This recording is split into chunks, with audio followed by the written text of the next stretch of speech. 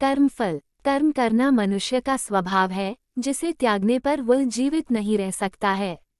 जीवन का आधार ही कर्म है। प्राणियों द्वारा सांस लेने व छोड़ने की क्रिया, इंद्रियों और शरीर के अन्य कार्य करना भी एक प्रकार से कर्म ही है। प्राणी एक क्षण भी कर्म किए बगैर नहीं रह सकता। अन्य जीवों की केवल भोग योनि है, परंतु मनुष्य योनि होने और बौद्धिक रूप से भी सभी जीवधारियों में श्रेष्ठतम होने से उसका कर्तव्य क्षेत्र अत्यंत विस्तृत है। मनुष्य को वैयक्तिक, सामाजिक और राष्ट्रीय आदि अनेक कर्तव्य निभाने पड़ते हैं। वेदों में मनुष्य को श्रेष्ठतम कर्म करते हुए 100 वर्ष तक जीने की इच्छा करने वाला बताया गया है और इसके लिए पवित्र आचार, विचार और व्यवहार वाला जीवन व्यतीत करने की प्रेरणा दी गई है।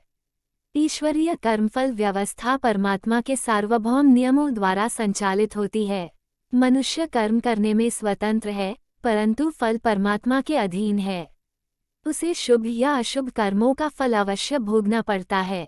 इसके लिए पृथक पृथक योनियों में उसे भटकना पड़ता है। गीता में कर्मयोग के 3 भाग बताए गए हैं। शुभ कर्म करना और अशुभ कर्म न करना, यह पहली सीढ़ी है। शुभ कर्म भी 2 प्रकार के बताए गए हैं। सकाम यानी फल की इच्छा रखते हुए कर्म करना और निष्काम कर्म यानी फल की इच्छा न रखते हुए कर्म करना। निष्काम कर्म का अर्थ कर्महीन होना नहीं है। कर्म को बंधन का कारण मानना भी उचित नहीं है, क्योंकि मनुष्य कर्म किए बिना नहीं रह सकता है। कर्मफल की इच्छा करना दोषों की जड़ है।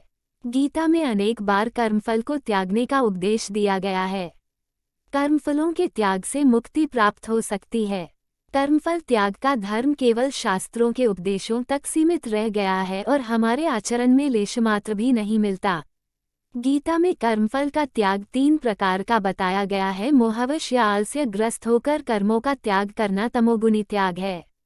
कर्मों को शरीर के कष्टों का कारण मानते हुए त्याग करना राजसी त्याग कहलाता है। कर्मफल की इच्छा और आसक्ति का परित्याग करते हुए कर्तव्य कर्म करते रहना सात्विक त्याग है।